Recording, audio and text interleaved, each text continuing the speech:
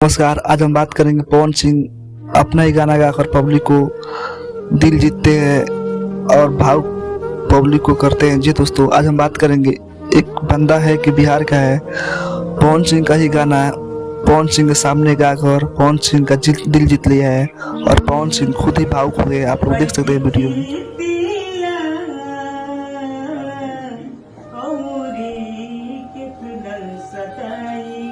दूसरा के नाम के मेहदीरा चाके, दूसरा के नाम के मेहदीरा चाके, भइलो चीज पढ़ाई और प्रीतिया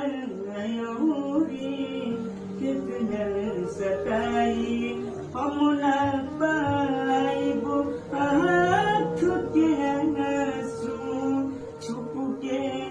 छुप के रोबू कागज पर से नाम मिटाइबू, दिल के कैसे धोबू चाह के भी तू भूल न पाइबू, बतिया साथ छुपाई और प्रीतिया